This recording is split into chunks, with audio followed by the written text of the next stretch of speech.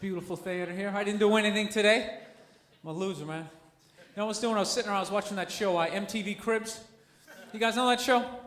You know, show where they show all the rock stars and the rappers' houses and all their stuff. Doesn't that show make you feel like a loser? Kills my self-esteem. I'm sitting there watching Britney Spears. She's like 20 years old. She's like, oh my God, this is my helicopter. I had it spray painted pink to match my top today. So cool. I put some glitter on the part. We're gonna fly up to the house. I'm like 34, sitting on a futon, eating macaroni and cheese. Like, oh my God, I'm a loser. I'll never own a helicopter. You know what I love about that show, though? All they're doing is showing you what not to do when you get rich. Seriously, because none of those people are saving their money. Half of them, all they have is one-hit albums. So should they really be buying all of that stuff? 20-room house, 17 cars. It's just like, dude, don't you watch Behind the Music? Haven't you learned anything from that program? You're gonna be smoking crack in like 6 weeks. Save your money. No, they're dumb. I'll tell you right now, man, if you want to know how to be rich, don't look at a rapper, don't look at a rock star. Look at a guy like Bill Gates. That dude is so good at being rich, it's like irritating. He makes like $30 million a day. And look at him. He dresses like he works in like a shoe store. But that's why he's always gonna be rich. He's not showing off, trying to like buy all this flashy stuff, like walking around with like an iced out laptop medallion hanging off his neck. Have some fuzzy pimp hat to the side. Sitting in a hot tub with some bitches, you know? Have a midget in his crew just for the hell of it.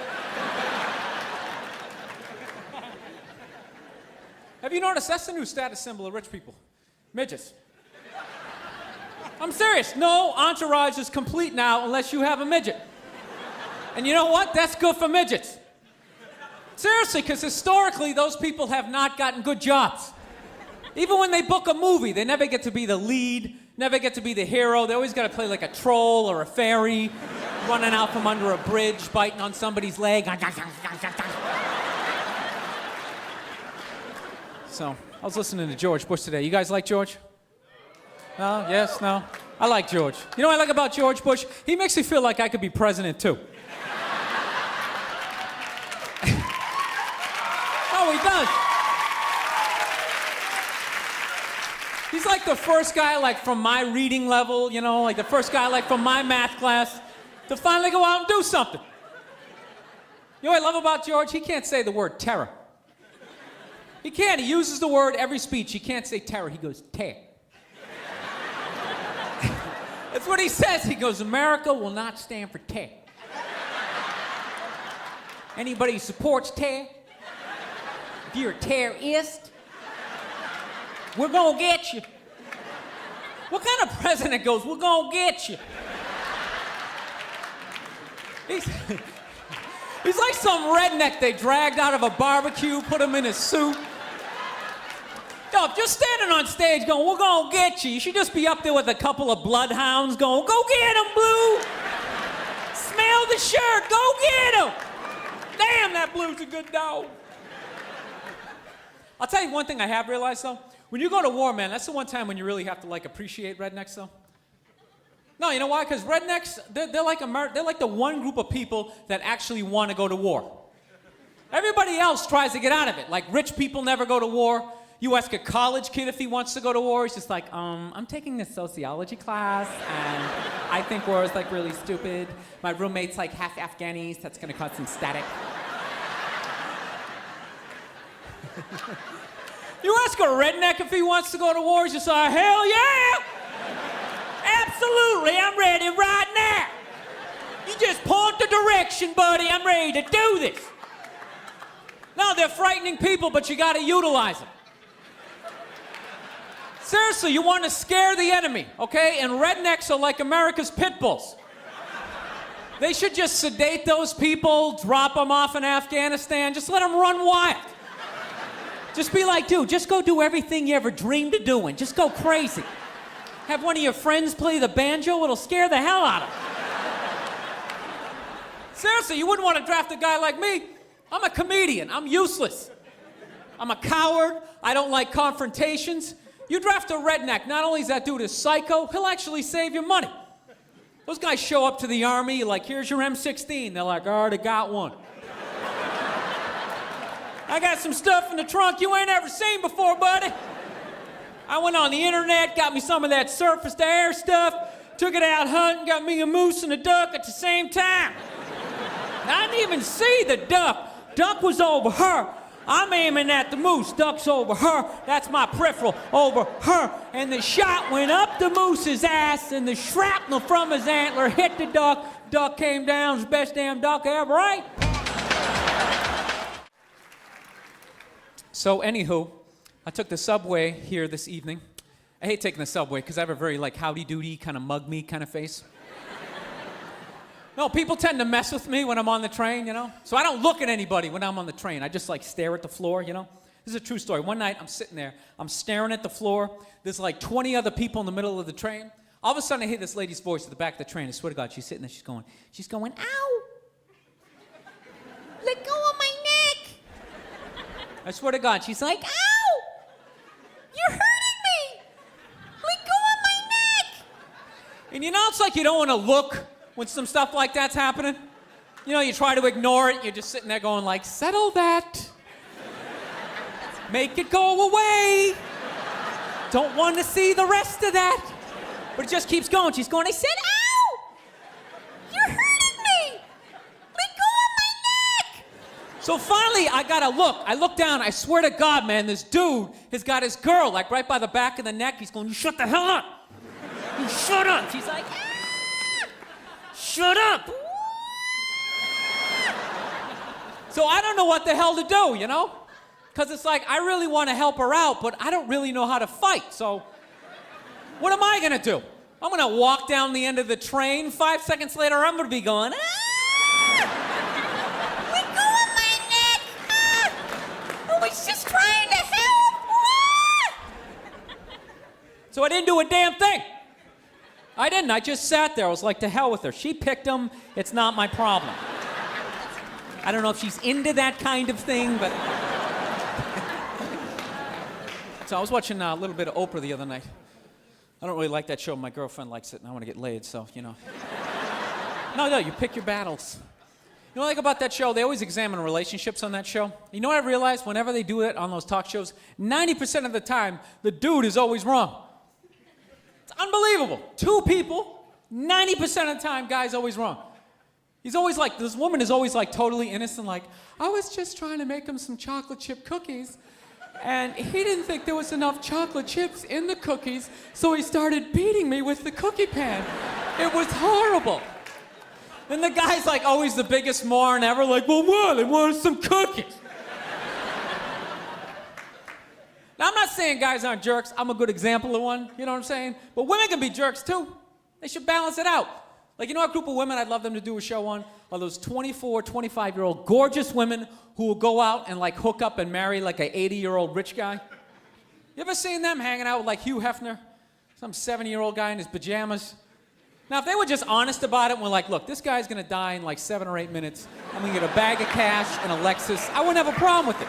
But they always try and lie and be like, no, I love him for who he is.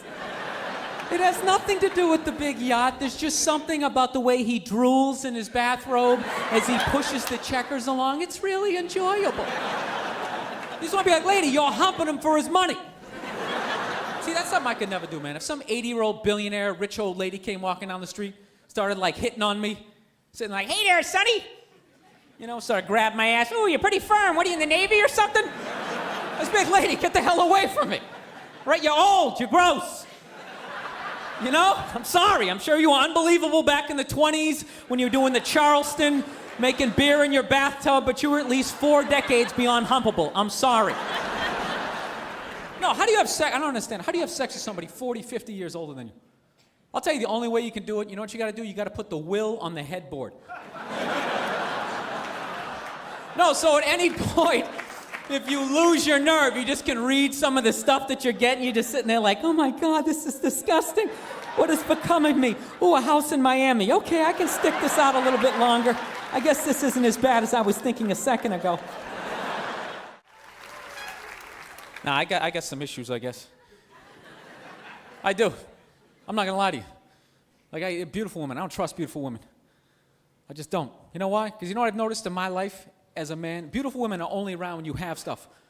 When your life is going on, great. They're all over the place. But when you're broke, you can't find a beautiful woman. You're like under a bridge, there's like trolls and ferrets running around. They're just not around. Then the second you get you get a little money, they come out of the woodwork like, oh my God, you have some stuff. Can you buy me some stuff? I want some stuff too.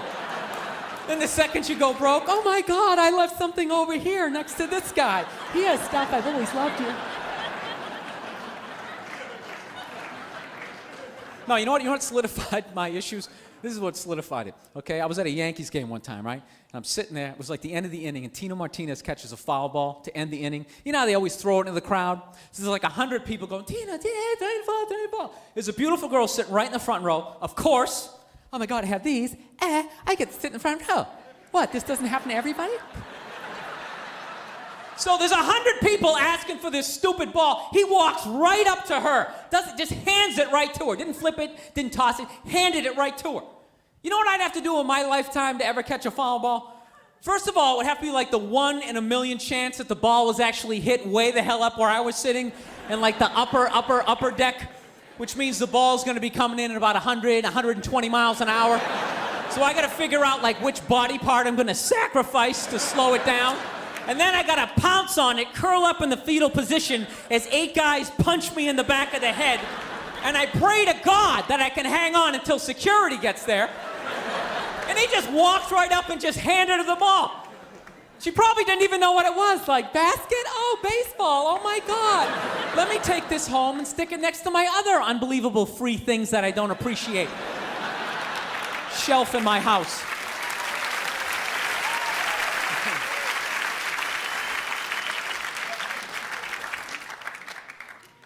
So anywho, I was taking the, I don't know, you know what the greatest thing about this job is? I don't have a boss.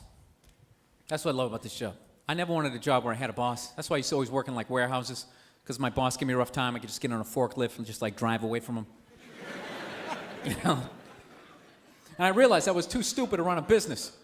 You know what I mean? I just knew I was never going to be that guy in like, you know, in the big office, big long table going, in the fourth quarter, we need to increase production. Okay, Kathy, you're using a little bit too many paper clips, and we need to just kind of tone that down. I'm not singling you out. We're just kind of... I could never do it. So I realized the only thing I could ever do, my greatest thing I could ever do, was work on one of those cubicles. And I refused to do it. Cubicles should be illegal, man. You know what a cubicle basically says? It basically says, like, you know what? We don't think you're smart enough for an office, but we don't want you to look at anybody. So you're gonna get in there, and you're gonna shut your face. Then you just get in there, and you're like hunched over, typing away. Around lunchtime, you pop your head up like a gopher, like, hey, Steve, you want to get a sandwich or something? I said, get in there and shut your face. I was just asking for a sandwich or something. God, I hate that guy. I really hate that guy. It's time to go on the internet and look for a weapon. Pathetic, man. You know what I love about the cubicle? I always love the pathetic attempt to try to make the cubicle like a home. You know what I mean? There's always like a stuffed animal in there, or like a picture of your mom with like her disappointed eyes looking back out at you, like, why have you accepted this as your lot in life? Why don't you have the balls to get up and walk out of this thing? I'm telling you, those people need to be rescued. You ever walk by a cubicle? The person in the cubicle always looks back out at you. Because they're starved for some sort of human contact. They'll just start up a conversation like, hey, is it raining out? I haven't seen the sky in like 6 days. They don't let us look out the windows. So the other day, this is a true story, man. I'm standing there, right, minding my own business. All right, this black guy goes to get on the train, right? All of a sudden, the door's like closed on him. You know when that happens? They kind of open and close. Like, it's like they're trying to like dice you up. So it's like typical New York. There's like 20 people watching, but nobody helps out. Everyone's just standing there like, wow, I think it's gonna cut his arm off. So the dude's stuck in the doors. The conductor comes out, starts giving the guy a rough time as he's stuck in the doors. He's going, come on, buddy, let's go! He's like, you're holding people up, let's go! So the dude in the door starts flipping out. He's like, what the hell are you yelling at me for? He's like, I'm stuck in the doors. Then he makes it racial. He's like, I bet you wouldn't say anything to all these crackers sitting over here. And it was like me and 3 other white dudes sitting there. So he gets into it, this guy. He keeps coming